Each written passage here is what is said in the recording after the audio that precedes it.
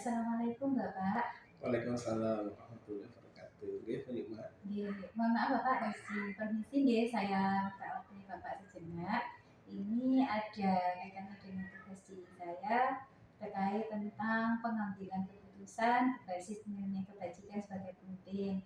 Oleh karena itu, saya ingin mewawancarai Bapak terkait dengan kebajikan sebagai pemimpin di SMK Negeri 5 ini Bapak. Nggih, monggo. Nggih. Baik Bapak, ini dengan Bapak Nanda Wiratama nggih. Nggih.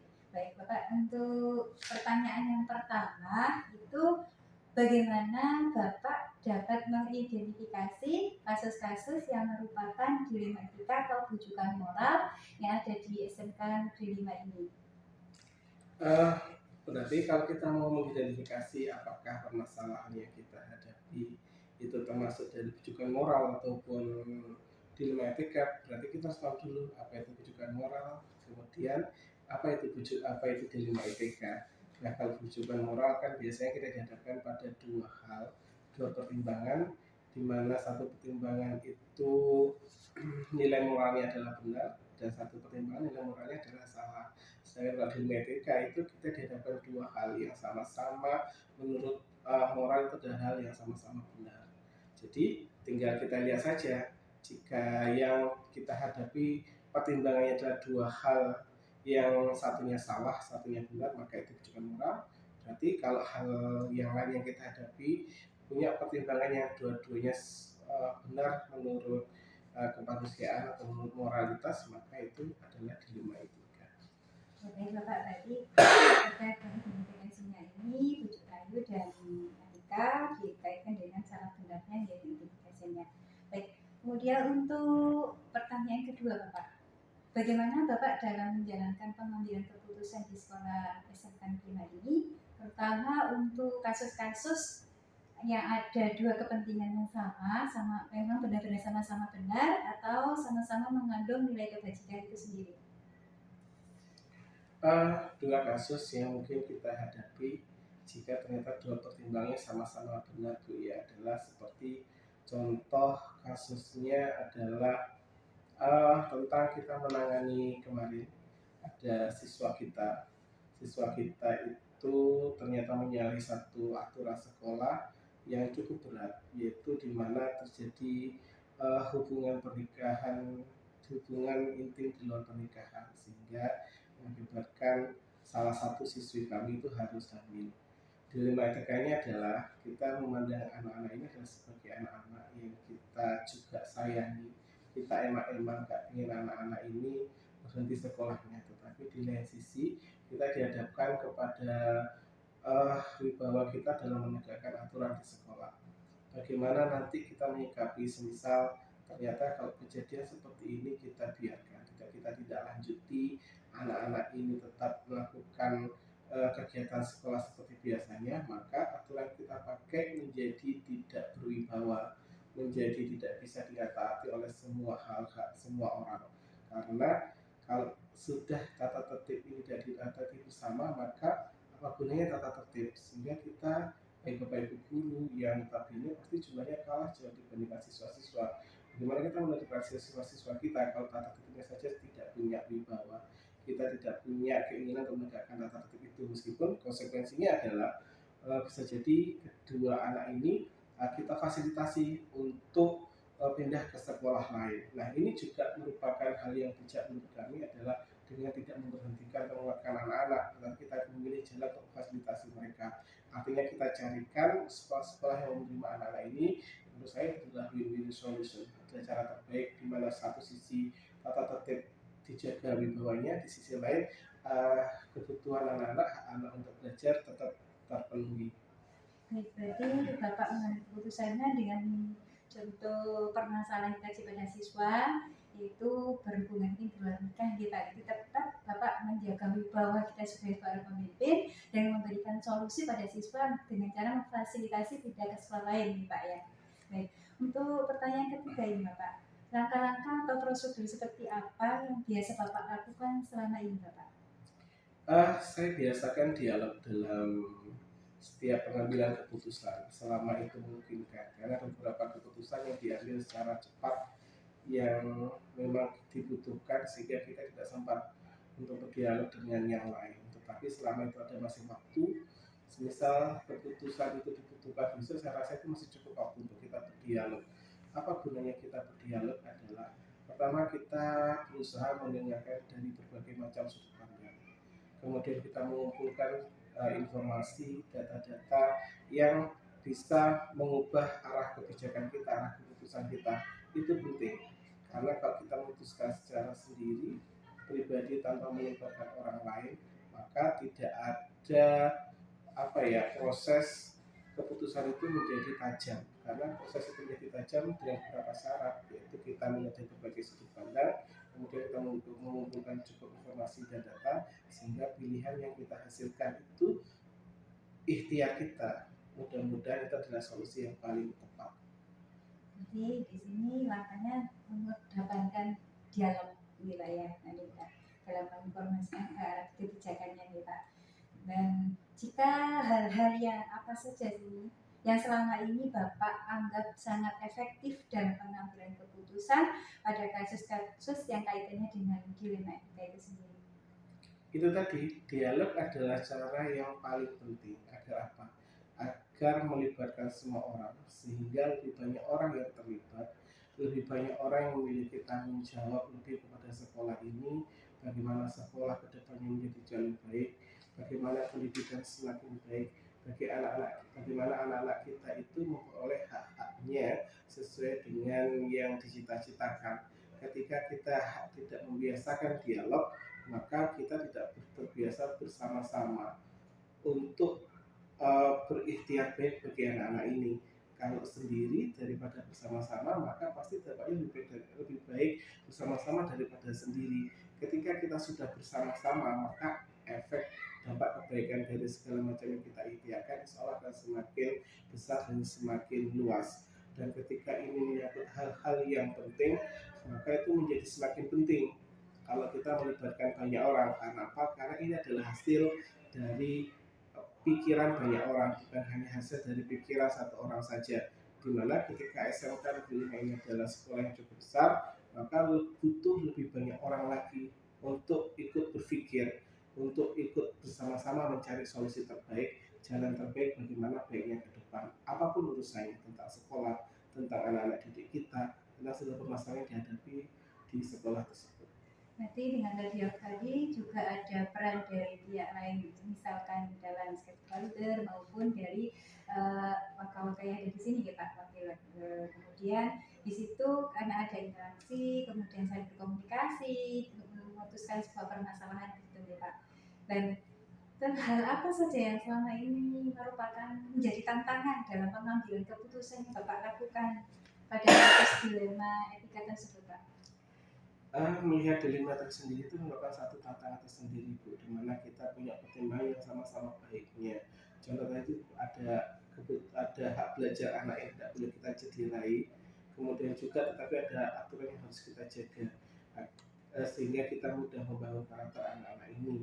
Itu menjadi satu tantangan sendiri. Tantangan yang lainnya ketika kita membiasakan berdialog adalah kita harus terlatih untuk bersabar, tidak menonjolkan pikiran kita sendiri, tidak mengedepankan keinginan kita sendiri, tapi kita harus terbiasa bersabar untuk lebih banyak mendengar, lebih banyak mengumpulkan data informasi, lebih banyak berdiskusi, bertukar pendapat untuk mencari pilihan terbaik dari apa-apa yang kita diskusikan. Banyak orang itu cenderung lebih suka berbicara dari mendengarkan. Nah, ketika kita menggunakan dialog, kemampuan kita, keterampilan kita untuk mendengarkan itu betul-betul diuji, karena segala yang kita dengarkan itu bukan hanya satu dua orang, tapi banyak orang yang kita dengarkan. Dan mendengarkan pun bukan hanya apa yang dibicarakan itu lewat di telinga kita, tetapi analisis, kita evaluasi, kita refleksikan apa-apa yang masuk yang dalam pendengaran kita untuk menjadi sebuah data yang nanti punya nilai lebih pada saat kita memutuskan segala sesuatu. Karena balik lagi, meskipun budaya dialog itu penting, tapi tetap mengambil kebijakan utama adalah kepala sekolah. Yang lain itu hanya menyumbang saran, menyumbang pendapat, menyumbang data dan informasi, tetapi pilihan akhir tetap ada pada kepala sekolah. Nah, ketika pilihan akhir terhadap kepala sekolah, maka kepala sekolah ketika memilih atau memutuskan sesuatu itu harus betul-betul hasil dari dialog tadi, harus betul-betul hasil dari mendengarkan banyak pikiran, banyak ide, banyak gagasan, banyak data, banyak pertimbangan. Karena bisa jadi meskipun itu keputusan yang sederhana, tetapi impact atau dampaknya itu di segala lini, baik itu bukan hanya sekolah tapi dari sisi sosial, masyarakat, keluarga si anak dan berbagai sisi yang lainnya. Nah, ini menjadi tanggung jawab bersama kita dalam membudayakan dialog dan mengambil pilihan atau keputusan yang bijak dari hasil dialog itu. Jadi selama ini Bapak dalam menyikapi sebuah permasalahan kaitannya dengan dilema etika itu memfokuskan pada dialog, gitu Pak. Harus mendengarkan dari berbagai pihak, informasi, dan tidak beregoiskan dirinya sendiri terhadap keputusannya, tapi juga mendapatkan pertimbangan-pertimbangan, walaupun semua itu yang memiliki hak untuk memutuskan Bapak sendiri sebagai kepala sekolah, ya Pak ya. Baik, dan ini Bapak terkait Bapak dalam memiliki sebuah tata kelola atau jadwal tertentu dalam sebuah penyelesaian kasus dilematika, apakah langsung menyelesaikan di tempat atau memiliki sebuah jadwal tertentu untuk menyelesaikannya, atau prosedurnya seperti apa begitu Bapak? Membudayakan dialog, salah satu konsekuensinya adalah kita tidak serta-merta langsung memutuskan satu permasalahan saat itu juga. Karena dialog itu butuh proses, butuh waktu, dan tidak serta-merta bisa dilakukan. Karena ini melibatkan banyak orang, jadi sangat sekali tergantung dari masing-masing orang yang terlibat di sana. Tetapi tentunya kalau kita biarkan dialog ini tanpa ada satu target, tanpa ada satu tujuan yang pasti, maka dialog ini bisa jadi terjadinya itu di luar dengan yang kita harapkan. Contoh, misal besok kita memutuskan apakah kita mendengar sama kita dengan pihak-pihak lembaga yang ada di luar negeri. Ada besok ketentuannya, berarti saya harus juga memastikan bahwa dialog itu terjadi pada saat hari ini atau minimal 1 jam sebelum keputusan itu diambil. Nah, kita harus mengupayakan berbagai hal agar dialog itu terjadi, dan di sanalah kebijaksanaan kita dalam mengambil strategi juga berperan penting, karena bisa jadi orang-orang yang ingin kita libatkan belum tentu bisa, tetapi dialog itu harus terjadi. Karena apa? Karena lebih baik memutuskan segala sesuatunya itu jika itu hasil dialog dari 2-3 orang daripada hanya sendirian saja. Kita membutuhkan masukan dialog dengan pihak lain juga nih Pak, dan menentukan di situ ada prosedur, waktunya tidak di tempat itu, ada waktu tertentu dan menyelesaikan permasalahannya nih Pak. Kemudian apakah ada seseorang atau faktor yang selama ini mempermudah atau membantu Bapak dalam pengambilan keputusan dalam kasus-kasus kaitannya dengan dilematika yang ada di SMK Negeri 5 ini Bapak? Yang pertama jelas jabatan sebagai kepala sekolah itu membantu banyak. Artinya secara legalitas hukum kita punya wewenang untuk menggerakkan orang-orang yang ada di sekolah, termasuk orang-orang yang terlibat dalam memutuskan satu permasalahan atau satu pilihan tertentu. Ini sangat membantu banyak. Yang kedua adalah kemampuan kita dalam membangun komunikasi, dalam membangun koordinasi, dalam membangun kolaborasi dengan orang-orang lain yang ada di dalam satu sekolah itu juga punya sumbangsih yang cukup besar ketika kita membudayakan dialog agar dialog itu berjalan lancar, dialog itu tidak kontraproduktif tapi betul-betul produktif. Jadi di dalam dialog itu adanya bukan debat tetapi diskusi, mencari jalan terbaik, bukan tarik-tarikan kepentingan, tapi betul-betul mencari kemaslahatan, mencari mana yang terbaik untuk bisa dinikmati keuntungannya untuk yang lebih luas lagi di sekolah ini. Nah itu penting. Jadi bagaimana kita tidak serta-merta kita ingin berdialog, tetapi kita juga harus membangun suasana dialog itu dari terjadinya di luar dialog. Bagaimana pembawaan kita, interaksi kita, cara berkomunikasi kita betul-betul menghargai orang lain. Karena akan mustahil terjadi jika dialog itu terjadi tetapi dalam kondisi, dalam suasana orang lain tidak menghargai satu sama lain. Jadi Bapak tetap menekankan menggerakkan ke komunitas yang ada di sekolah itu sendiri ya, dan saya berbagi komunikasi, berkolaborasi dalam menyelesaikan suatu dilema etika dengan cara berdiskusi. Kemudian dari semua pertanyaan yang saya sampaikan tadi, Bapak, ini pelajaran apa yang dapat Bapak petik dari pengalaman Bapak dalam mengambil sebuah keputusan terkait dilema etika yang ada di sekolah SMK Negeri 5 ini? Kalau kita berbicara asset based thinking, kemudian asset based community development, yaitu bagaimana kita mengedepankan kemajuan, mengedepankan tumbuh dan berkembangnya satu lembaga, satu organisasi fokus kepada kelebihannya bukan kekuatannya, bukan kekurangannya, maka kita harus terbiasa membiasakan dialog. Karena dengan dialog banyak budaya-budaya baru yang muncul. Budaya apa itu? Budaya kolaborasi, budaya menghargai satu sama lain, budaya menumbuhkan rasa tanggung jawab, rasa kepemilikan orang-orang terhadap sekolah ini, sehingga yang muncul adalah komunikasi-komunikasi kita, bincang-bincang kita, pembicaraan-pembicaraan kita, itu semuanya fokus tujuannya adalah bagaimana sekolah ini agar bisa tumbuh dan berkembang semakin jauh lebih baik. Ketika sekolah tumbuh dan berkembang dengan jauh lebih baik, maka ujungnya adalah mutu pelayanan pendidikan kepada anak-anak didik kita, kepada murid-murid kita itu akan semakin maju. Nah, ketika anak-anak memperoleh hak belajar yang cukup berkualitas dari budaya yang kita bangun di sekolah ini, maka generasi bangsa ini akan semakin meningkat, sehingga budaya sederhana dialog itu akan memberikan sumbangsi besar terhadap kemajuan bangsa dan negara ini. Baik Bapak, sangat baik. Ini dari kesimpulan terhadap Bapak sebagai kepala sekolah di SMK ini dalam mengambil keputusan berbasis dan kebajikan sebagai seorang pemimpin, tadi lebih banyak menekankan pada diskusi atau dialog ya, karena di dalam dialog banyak sekali tujuannya untuk menciptakan sebuah kerjasama, berkolaborasi, mendapatkan semua informasi dan untuk menumbuhkan sikap kesadaran kejujuran, itu nggak ada keterkaitannya. Bapak, demikian tadi wawancara saya sampaikan, banyak terima kasih atas waktu yang Bapak berikan kepada saya. Ya Pak, saya akhiri ya Bapak. Assalamualaikum warahmatullahi wabarakatuh. Waalaikumsalam.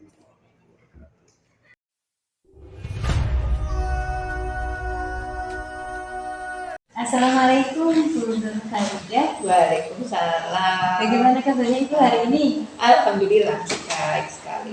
Oh maaf Bu ya, di Iya. sini saya ada sesuatu yang ingin saya bicarakan sama Ibu ya. Ini terkait dengan tugas saya di modul tugas demonstrasi kontekstual untuk 3.1, kaitannya dengan pengambilan keputusan berbasis nilai kebajikan sebagai seorang pemimpin. Ya.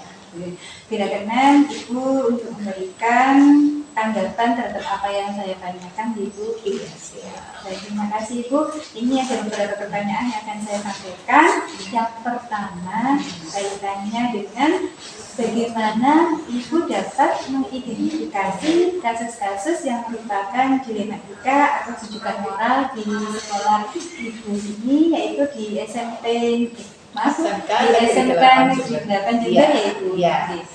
Jadi yang saya lakukan yang pertama, yang jelas kan ada penyampaian ya dari tim saya, maka saya akan melakukan wawancara.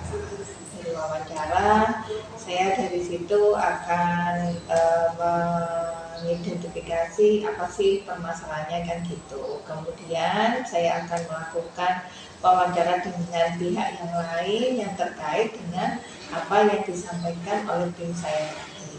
Nah, ini dari situ nantinya hasil mengidentifikasi wawancara itu tadi kan akhirnya saya mengetahui apa sih di sini permasalahannya kan gitu. Ya, itu yang saya lakukan.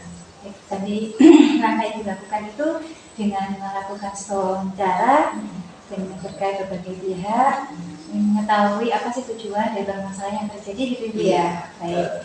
Untuk yang keduanya ini Bu, bagaimana Ibu dalam menjalankan pengambilan keputusan di sekolah SMK Negeri 8 Jember, terutama untuk kasus-kasus di mana ada dua kepentingan yang sama-sama benar atau sama-sama mengandung nilai dari suatu kebajikan.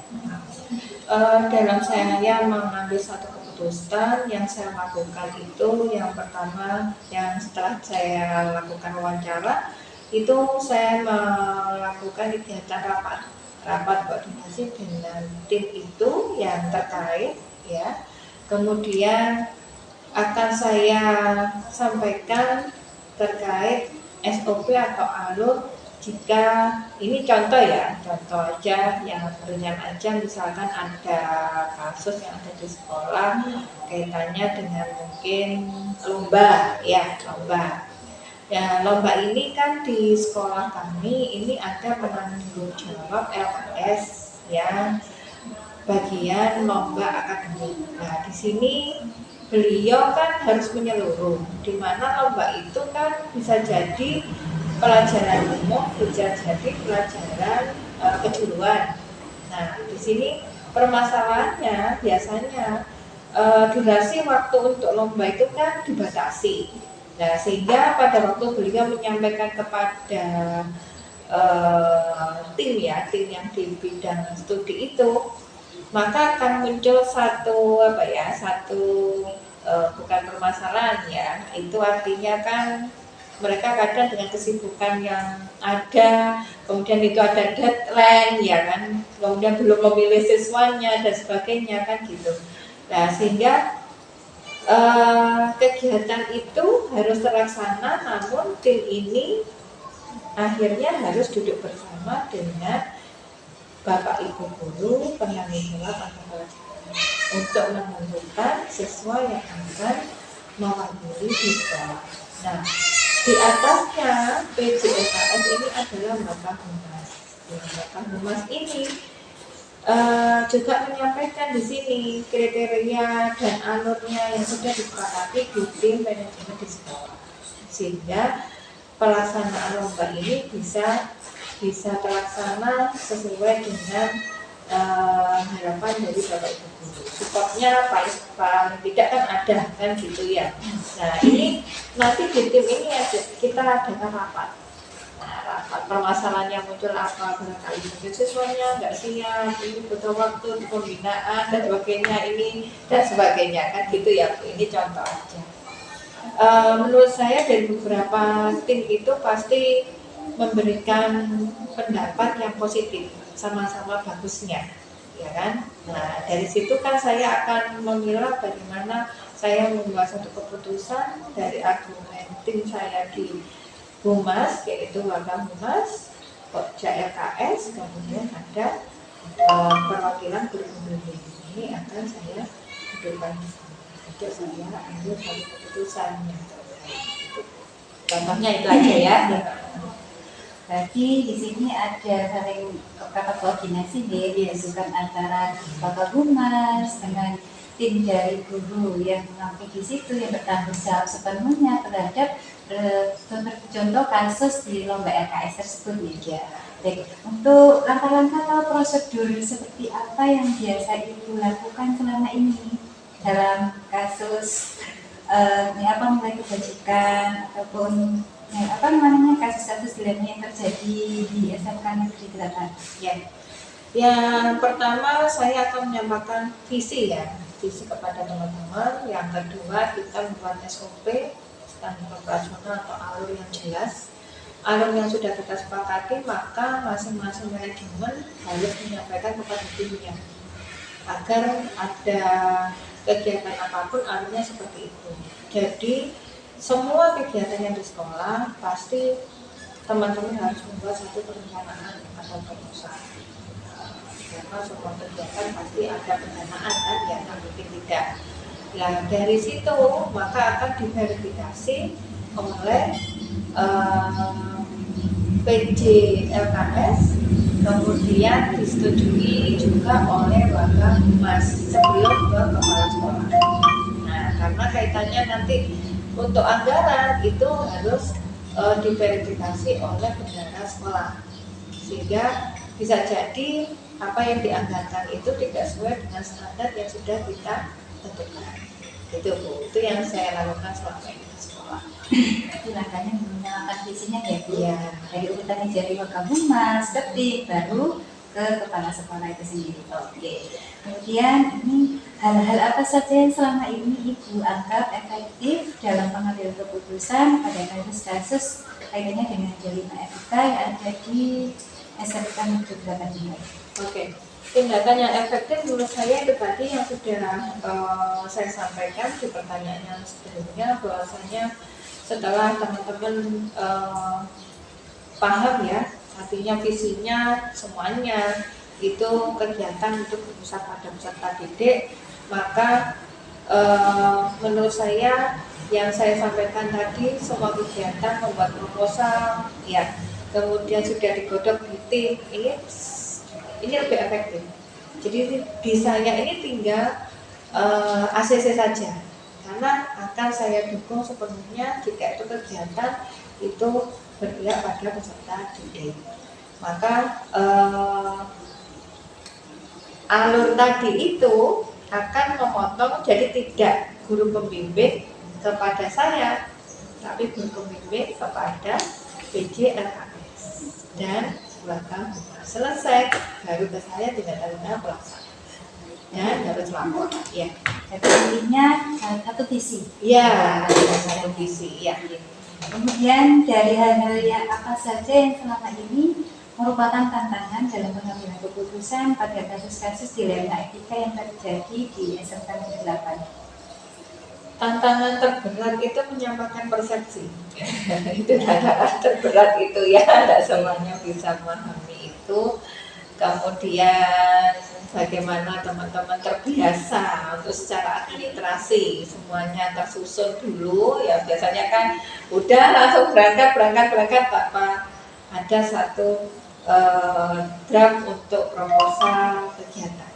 Nah, ini harus membiasakan kepada teman-teman.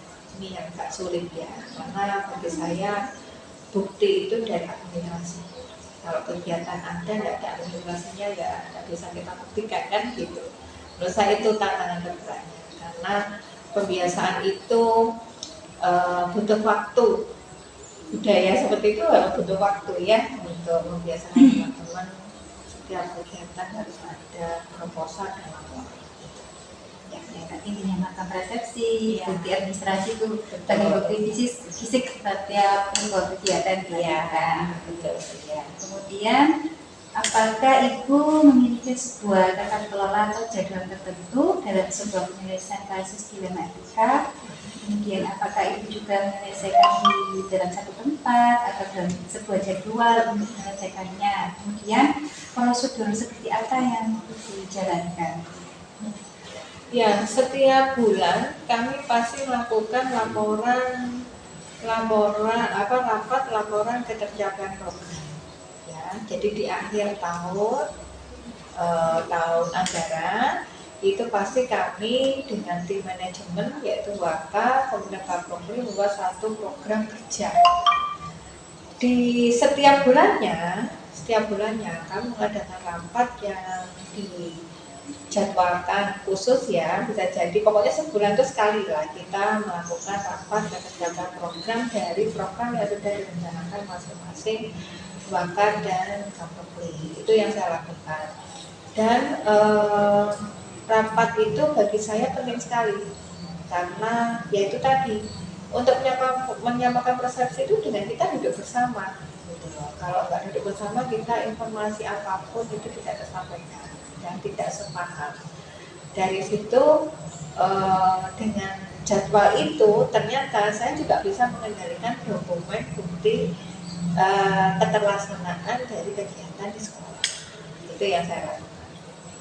Tadi diukur dengan jadwalnya dilakukan setiap 1 bulan sekali ya, koordinasi dengan Waka dan pihak tertentu. Baik untuk ini Bu, adakah dalam pencapaian itu semua seseorang atau faktor yang selama ini mempermudah dan membantu itu dalam pengambilan keputusan dalam kasus-kasus kaitannya dengan problematika yang ada di SMA 8? Ada tim inti saya yaitu tim manajemen 4 waka humas, waka kesiswaan, waka kurikulum, dan waka humas, kemudian bendahara. Ini yang membantu saya untuk bisa memutuskan satu kegiatan ya, satu kegiatan yang Dengan visi dan persepsi tadi. Iya betul. Ini yang kuncinya ini. Kalau ini sudah paham, insya Allah ke bawah. Lah ya, itu aja. Baik, koordinasi dengan berbagai pihak, manajemen, maupun bendahara, Iya. luar sekolah, Iya. ini yang peran yang untuk mencapai visi dan persepsi. Baik, ini yang terakhir Bu ya, Iya. kaitannya dengan apa yang Ibu sampaikan dari awal tadi, pembelajaran apa yang dapat Ibu petik dari pengalaman Ibu sebagai kepala sekolah SMK Negeri 8 dalam pengambilan keputusan berkaitan dengan dilema etika yang terjadi di sekolah. Oke. Pengalaman saya ya dari yang selama ini saya lakukan, ternyata satu, menyamakan persepsi visi itu penting sekali. Yang kedua, membuat satu alur yang jelas dan standar sesuai kesepakatan kita itu semua warga itu juga penting sekali ya. Kemudian yang ketiga, membuat satu alur dengan menyusun proposal, saya membuat laporan. Ini salah satu yang bisa membantu sekolah untuk mengumpulkan satu dokumen penting yang membuktikan kegiatan-kegiatan yang ada di sekolah ini. Kemudian yang ketiga, rapat bagi saya penting sekali karena komunikasi yang kita lakukan pada saat rapat itu bagi saya penting informasi itu diberikan kepada teman-teman sehingga teman-teman menjalankan program itu sesuai dengan hasil rapat. Bagi saya itu penting sekali. Makanya saya buat satu sekali. Ya. Dan Ibu dari seperti disebutkan di sini keputusan yang Ibu ambil dalam nilai-nilai kebajikan sebagai seorang pemimpin di SMK Negeri 8 menerapkan dengan menyamakan persepsi dan visi mencapai tujuannya, kemudian membuat alur yang jelas setiap sebuah kegiatan yang dilakukan, kemudian menyusun proposal karena proposal itu sebagai bukti fisik dalam sebuah kegiatan, dan terakhir adalah itu mengenangkan program rapat tiap bulanan yang dikaitkan berkolaborasi dan berkoordinasi dari berbagai pihak elemen yang ada di sekolah itu. Itu sudah itu, terima kasih banyak atas waktu dan jawaban itu yang tuangkan pada pertanyaan yang saya tanyakan. Sekali lagi saya sampaikan banyak terima kasih, sama-sama kasih sayang Ibu. Sama-sama, semoga sukses ya Bu. Terima kasih. Saya sendiri Bu Ibu. Assalamualaikum warahmatullahi wabarakatuh. Waalaikumsalam.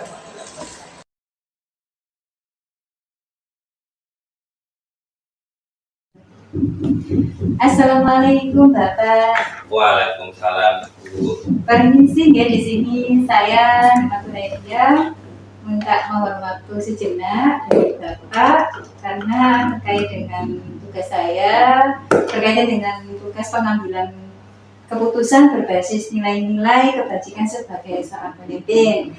Lebih dahulu monggo Bapak perkenalkan dengan Bapak siapa ini?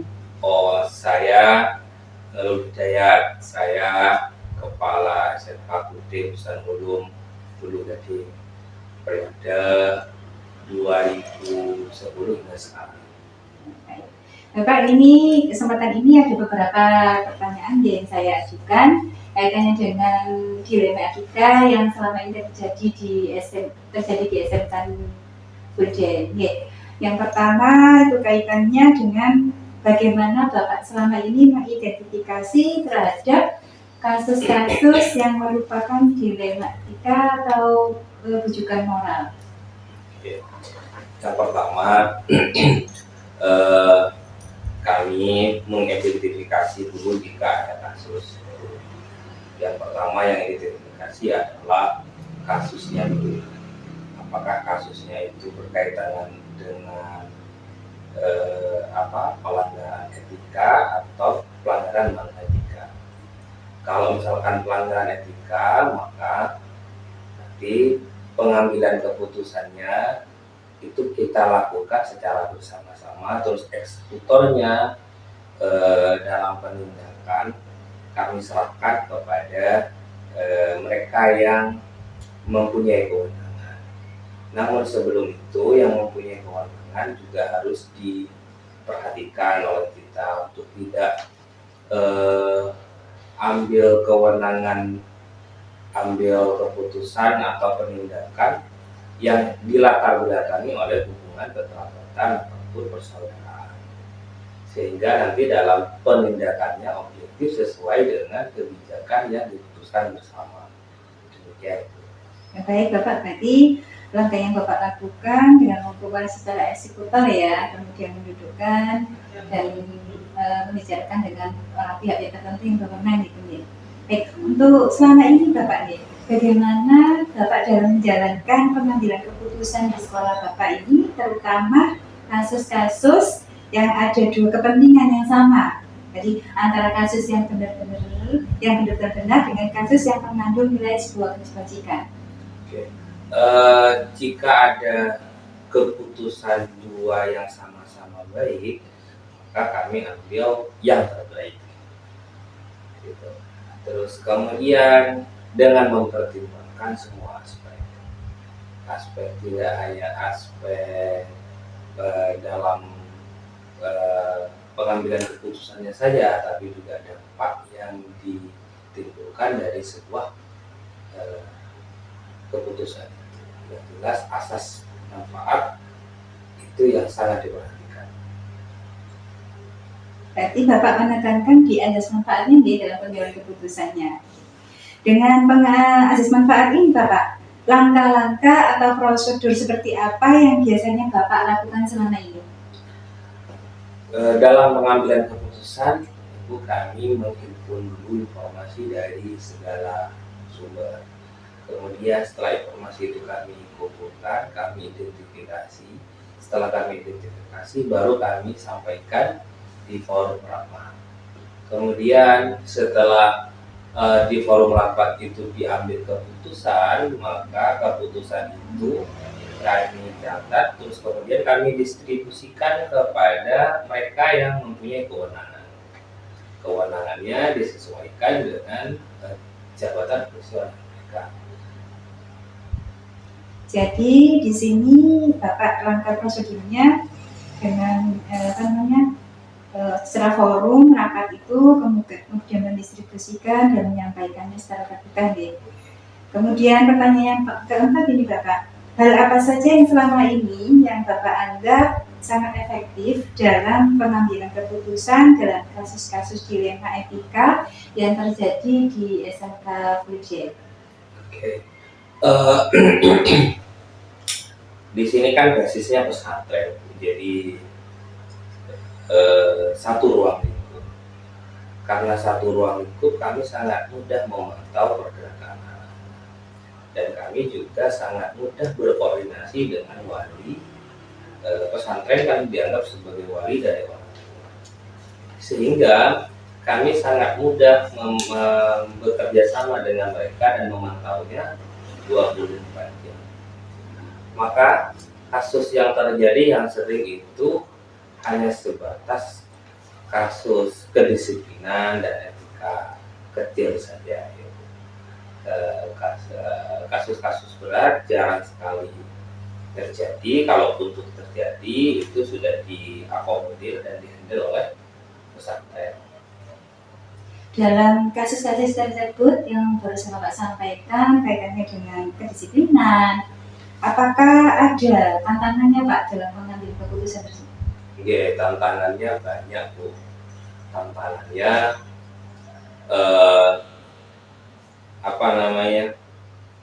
karena ini pesantren ya. Terus yang menjadi pengurus pesantren itu adalah mereka yang masih di usia menginjak dewasa, sehingga kami harus sabar dalam membangun komunikasi. Kadang komunikasi yang kami harapkan itu kurang sesuai dengan harapan. karena memang mereka baru dalam tahap belajar. Maka dari itu kami secara tidak bosan-bosan untuk membangun silaturahim. Nah, yang pertama, yang kedua, karena interaksi dengan orang tua anak-anak itu berkurang, maka terkadang orang tua itu tidak 100% percaya kepada kami selaku pengelola, sehingga terkesan mereka selalu membela anaknya karena tidak diketahui secara langsung jenis pelanggarannya. Maka orang tua tidak 100% percaya, bahkan cenderung menyalahkan kita yang kurang kooperatif, kita yang tebal pilih, kita yang kurang fair.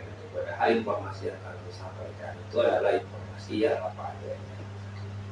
Meskipun pada dasarnya seluruh administrasi kelengkapan dokumen tentang kedisiplinan dan etika anak-anak sudah disiapkan oleh kita dengan menunjukkan bukti-bukti itu sebagai syarat administrasi. Nah, yang tantangan itu yang sering kita dapatkan dua hal itu. Jadi tantangannya lebih fokus karena kurang kedekatan anak dengan orang tua, sehingga miskomunikasi gitu ya. Jadi pihak sekolah sendiri tidak dapat mengetahui apa sih kendala anak tersebut, bisa terjadi kasus seperti itu. Misalkan di beberapa pihak orang tua terbuka, malah pihak sekolah mudah gitu Pak untuk menentukan permasalahan dan solusinya. Tapi tidak semua itu Ibu, hanya segelintir saja. Ya wajar, mungkin di sekolah-sekolah lain juga terdapat hal itu. Apa yang kami rasakan demikian. Memang butuh kedekatan dua-duanya. Baik Bapak, untuk yang keenam ini Pak ya, dari kepemilikan atas kelola jadwal tertentu, Bapak dalam menyelesaikan sebuah kasus dilema etika itu sendiri, apakah Bapak menyelesaikan secara langsung di tempat atau di sebuah terjadwalkannya gitu Pak? Baik dalam bentuk prosedur seperti apa yang Bapak jalankan dalam penyelesaiannya pada tata kelola dan pada kasus dilema etika. Kalau masalah etika keseharian ada pelanggaran, langsung kami eksekusi. Kami memberikan kewenangan kepada seluruh elemen pengelola sekolah untuk memberikan teguran, sanksi ataupun keputusan dan kebijakan pada pelanggaran etika yang dilakukan oleh anak-anak. Tapi etika itu etika keseharian, contoh bersalaman, mengucapkan salam, kalau ada berkata kurang sopan. Kalau misalkan ada seperti itu, maka tidak usah nunggu kepala sekolah, semuanya dulu. Tidak ada jadwal tertentu. Kemudian jika ada kasus pelanggaran yang berkaitan dengan kedisiplinan, keseharian juga kedisiplinan, maka kami memberikan kewenangan kepada Kanwil serta Wakasis beserta juga Ketua KDP untuk setiap hari cek kontrol. Setiap hari itu kami lakukan apel untuk mengontrol kesiapan anak-anak ketika masuk sekolah. Secara berkala biasa, kalau jadwalnya demikian. Kalau hal-hal lain yang berkaitan dengan pelanggaran sedang, itu langsung ditangani oleh BP. Tapi kalau yang berkaitan dengan pelanggaran berat, maka diadakan rapat bersama untuk pengambilan keputusan. Apakah nanti yang diambil keputusannya itu sesuai tetap disesuaikan dengan peraturan yang ada, cuma meskipun seluruh informasi dan juga bukti serta saksi yang ada, sehingga nanti dalam pengambilan keputusannya yang gelar perkara. Nah, nanti dalam gelar perkara nanti dirunut ini buktinya, ini saksinya, ini informasi awal, terus kemudian diambil langkah. Nah, pengambilan keputusannya dilakukan bersama, tapi nanti eksekutornya adalah tetap kepada yang berwenang. Ya, dalam tindakan yang Bapak lakukan seperti tadi itu ya, faktor yang selama ini yang mempermudahkan Bapak dalam membantu dalam pengambilan keputusan kasus tersebut itu apa ada atau pihak-pihak lain? Kalau sekarang ini kan zamannya digitalisasi, maka kami sangat mudah untuk memperoleh informasi maupun sebaran informasi. Satu, nomor dua, mempermudah kami untuk ketemu itu tidak hanya lewat fisik, tapi juga lewat media yang ada yang penting dalam pengambilan keputusannya cepat, gitu ya. Itu yang pertama. Yang nomor dua, kayak emosi teman-teman kalau di kami ini kan sama, gitu ya. Sama, masih muda-muda. Maka itu yang sangat mempermudah kami untuk berkomunikasi dalam pengambilan keputusan. Gitu ya. Ini tetap kendala emosi itu mengenakan ya. Terus kemudian Mbak, terakhir dari apa yang telah Bapak sampaikan tadi di awal, semua itu pelajaran apa yang Bapak dapat petik dari pengalaman Bapak dalam memutuskan pengambilan keputusan kaitannya dengan kasus dilema etika yang terjadi di SMK ini? Oke. Ternyata digitalisasi itu sangat mudah bagi kita untuk mendeteksi ataupun mengetahui seluruh aktivitas siswa yang ada di sini.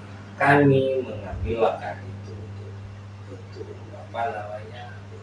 menghimpun seluruh kegiatan yang pertama. Yang kedua, ternyata konsistensi sama disiplin itu sangat penting dalam penerapan pelaksanaan kebijakan. Gitu.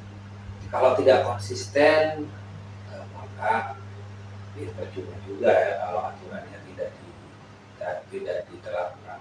Disiplin juga yang sangat penting.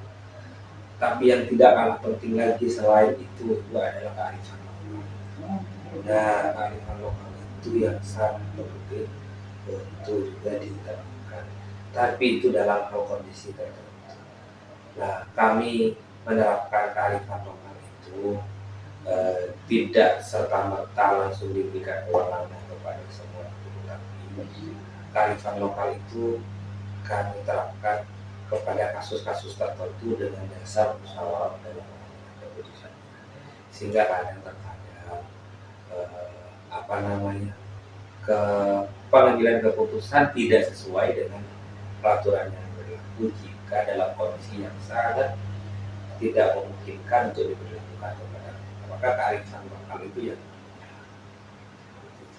Jadi dari kejadian-kejadian selama ini yang terjadi di SMK Hulda ini, Bapak selalu menekankan pada menghimpun semua terhadap semua permasalahannya, dimusyawarahkan dan mencari sebuah konsistenan ya Pak ya, dan menerapkan terhadap kearifan lokal itu sendiri, karena di situ akan memunculkan suatu permasalahan itu dapat dilakukan secara terbuka, menghasilkan keputusan bersama gitu ya Pak. Baik. Bapak terima kasih, selesai sudah pertanyaan yang saya ajukan dan Bapak sudah menyimpulkan semuanya terhadap pengambilan keputusan, di mana Bapak selalu kepala sekolah memberikan nilai-nilai kebajikan seorang pemimpin. Bapak terima kasih dari saya. Saya akhiri. Assalamualaikum warahmatullahi wabarakatuh. Waalaikumsalam warahmatullahi wabarakatuh.